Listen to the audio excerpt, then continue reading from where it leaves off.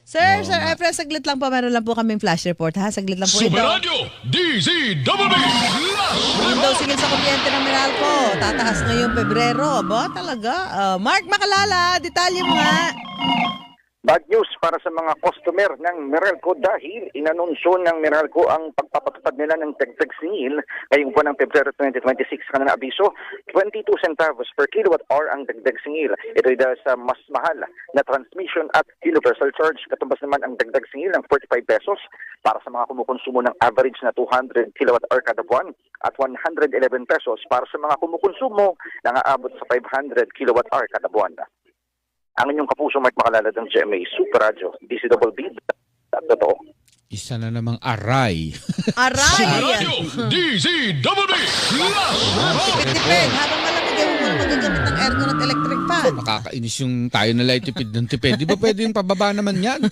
Lagi na lang Wala nang pinaghihigpit kami. Lagi na lang kami pinagbabantaan eh. O, ito pa, ihabol ba Isa natin pa, ito? flash report pa. Habol na natin bago dati balikan si Sir Efren. Ito pa. flash. Superradyo DZWB Ito naman, nasa 40 kilo ng hinihinalang shabu. Galing Afghanistan pa, nasabat. Manny Vargas sa detalye, please. Manny.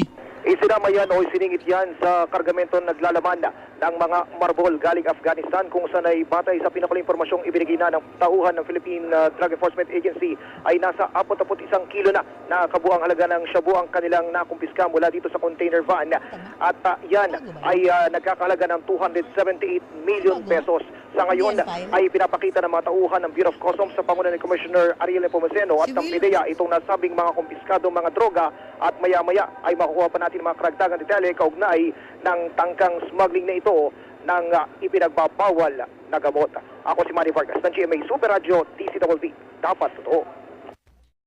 Hey! Yan, Flash natin. Superradyo DZWB Balikan natin si Sir Efren. Bago yan, Oo. puntahan muna natin si Isa Bendanya Umali. Meron tayong Flash report. Superradyo DZWB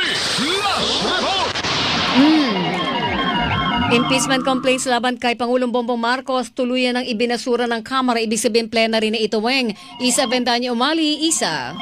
Weng, sa botong 284 na pabor, 8 ang tumutol at 4 yung nag-abstain. Tuluyan ang pinatay sa Kamara yung impeachment complaints laban kay Pangulong Ferdinand Marcos Jr. Ito'y makaraang pagtibayin sa plenaryo ang Committee Report number 111 ng House Justice Committee hinggil sa ibinasurang dalawang reklamong impeachment kontra sa Presidente. Bago ito, inilahad muna ni Batangas Representative Jervy Luiso ang Chairperson ng Justice Panel yung laman ng kanilang committee report. Dito, formal na nirekomenda yung dismissal o yung pagbasura nga sa dalawang reklamong impeachment o yung De Jesus complaint at Masa et al. Complaint. Ani Luiso, malinaw ang naging husga ng Justice Committee. Ang parehong reklamo ay deklaradong sufficient in form, ngunit kapwa hindi lumusot pagdating sa substance o yung laman. Diin pa ni Luiso, ang desisyon ng Justice Panel ay tapat sa 1987 Constitution at sa Rule of Law. Dagdag pa ng kongresista bilang boses ng bawat Pilipino ay tungkulin nilang timbangin kung ang mga aligasyon ay may katotohanan o mapanira lamang. Bagamat ang impeachment ay isang constitutional tool para sa pananagutan, hindi umano nangangahulugan na wala itong limitasyon. Naglahad naman ng kanilang manifestation yung mga miyembro ng Makabayan Bloc na silang endorsers ng ikalawang Marcos impeachment at kanilang muling pinalagan yung pagbasura sa reklamo habang kinatigan naman ng mga partidong Lakas PMD, Nationalist People's Coalition o NPC, National Unity Party o NUP at iba pang partido politikal yung pagbasura sa mga reklamo laban sa Pangulo. Ako si Isa Bendanya Umali ng GMA Super Radio DCWB, dapat totoo. Superradyo DZWB Double B, Bantay Barangay. Pantay Barangay! Ang ibig sabihin ako'y utay-utay ng magpapaalam eh. Pinunta ni Christian Manyo, Barangay 458, Erncio, Manila. Ano namang nakita mo dyan, Christian Manyo? Ano nakita mo? Karen, para sa ating Bantay Barangay ngayong Lunes ng gabi, tayo ay napadpad sa bahagi ng Erncio sa lungsod ng Maynila, partikular na nasasakupan nga ng Barangay 458. Ang problema dito, Karen, dagamat maluwag ang kalsada, kabilang obstruction, kabilang na ang mga sasakyan na illegal na nakaparada sa magkabilang bahagi ng kalye, mga nagtitinda na sumasakop na sa gitna ng kalye, at ang konstruksyon ng isang water concessionaire na sumasakop na sa ilang linya ng kalsada.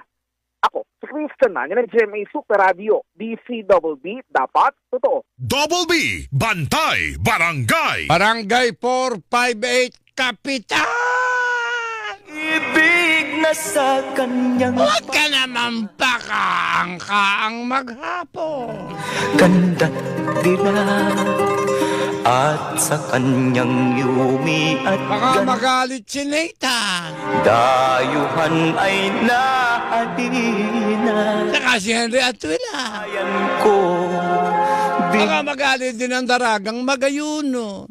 Si Kay Morales. bigladusa. At saka si Lloyd. Sa lahat ng masyadong pinagkakabalahan, ang buwan ng Pebrero, bilang buwan ng mga puso, pakinggan nyo ang sasabihin ko. At umiiyak Ang tunay na pagmamahal, hindi nag-iintay ng araw at buwan, dapat habang buhay. Happy Valentine's araw-araw. umutya, pugad ng luha at dalita.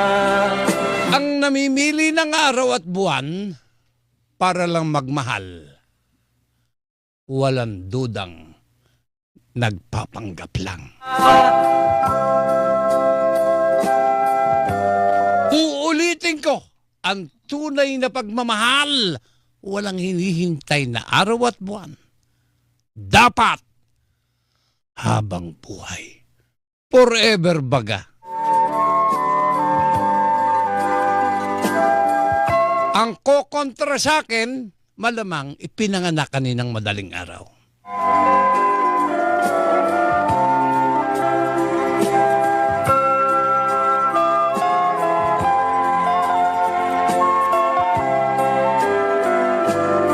Kasama natin si Nathan. Ako po si Karen na Santa Cruz. Nag-iwan na siya magandang hapon. Maraming salamat. Huwag ho kayo maglilipat ng radyo. Susunod na sa atin ang 24 oras.